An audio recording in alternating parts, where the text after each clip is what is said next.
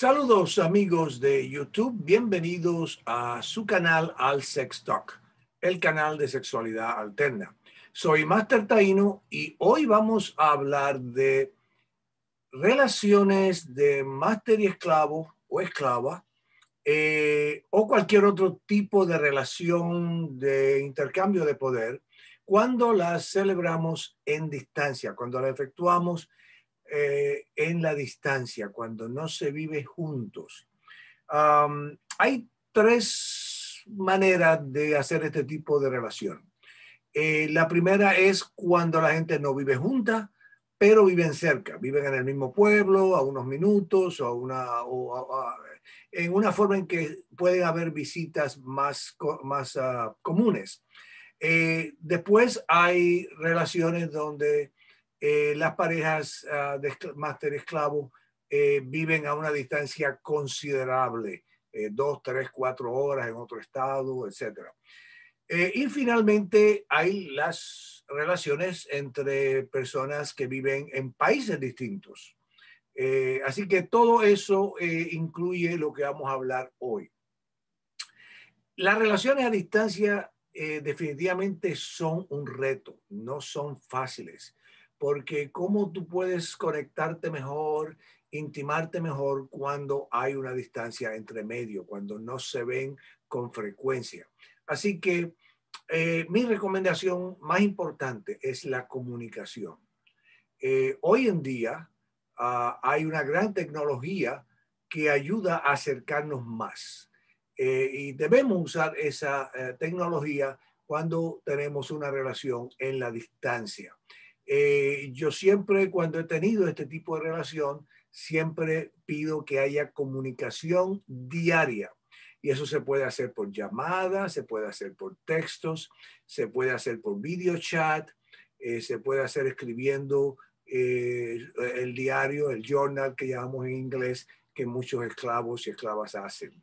Eso es bien importante, que haya esa comunicación diaria para no perder la conexión y para fomentar la conexión.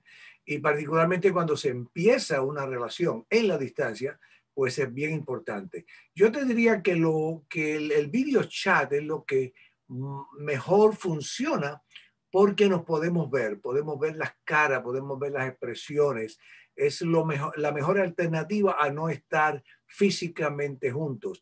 Obviamente en estos tiempos de pandemia también definitivamente es una gran alternativa.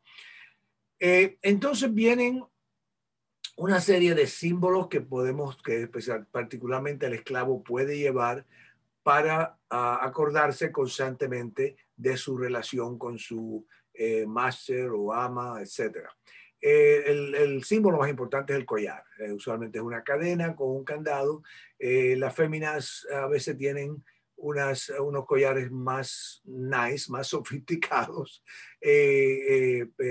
pero a muchos de los chicos les gusta una cadena ordinaria con un candado ordinario. Otra cosa que se puede hacer es pedirle al esclavo que pida permiso cuando va a los lugares.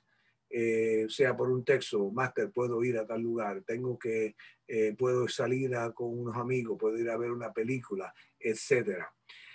Algo que yo sí hice en una ocasión cuando tenía un esclavo en Nueva York, a unas 4 horas de donde yo vivo, él tenía buen salario, él estaba bien financieramente, pero le gustaba gastar mucho.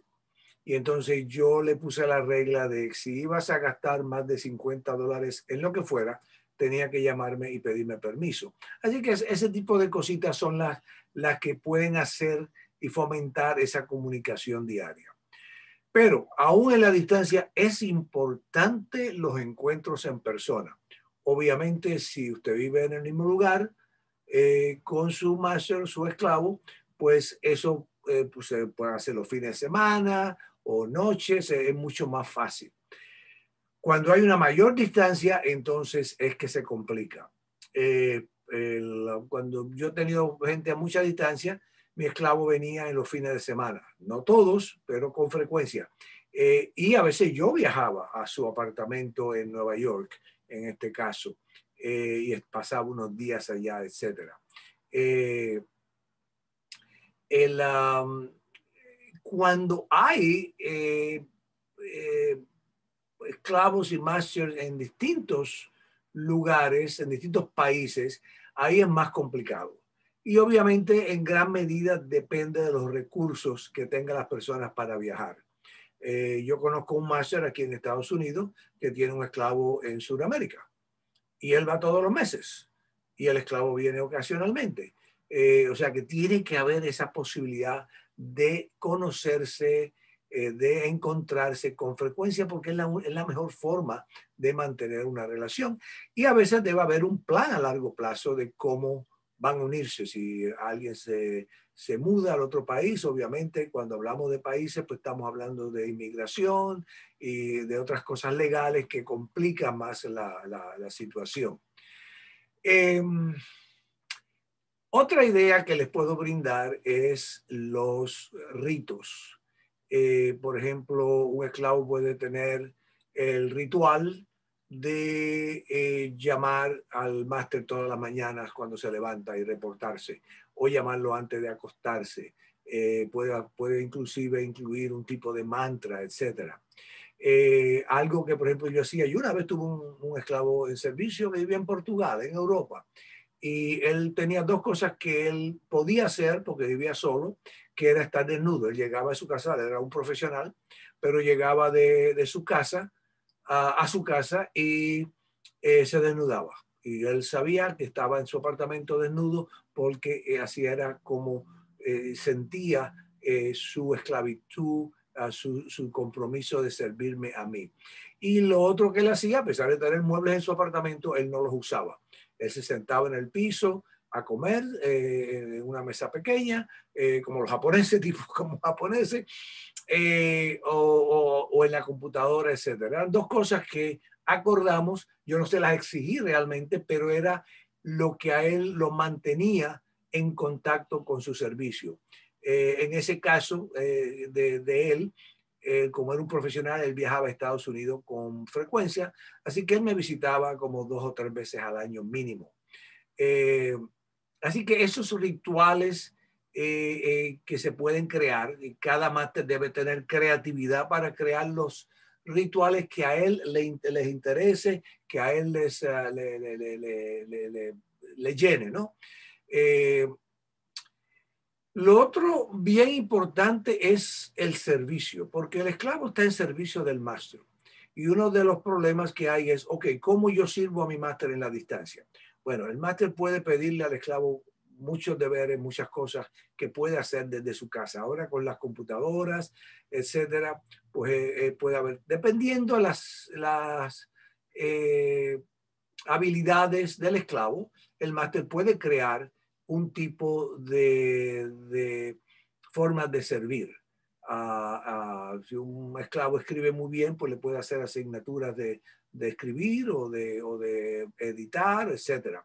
Dependiendo de las habilidades del esclavo, es como definitivamente usamos cómo lo hacemos. Lo que yo le aconsejo también es que no se pongan a pedirle al esclavo cosas que son estúpidas, que no tienen sentido. Hay muchos dominantes, masters, que tienen lo que le llamamos en inglés power trips, esa urgencia de demostrar que ellos están a cargo, ¿no? Y entonces se pasan mandándole a hacer cosas a los esclavos que no tienen sentido solamente para demostrar que él tiene el poder sobre el esclavo. Eso es estúpido, yo no les aconsejo eso. Finalmente, tiene que haber conciencia de las prioridades persistentes que pueda tener un esclavo.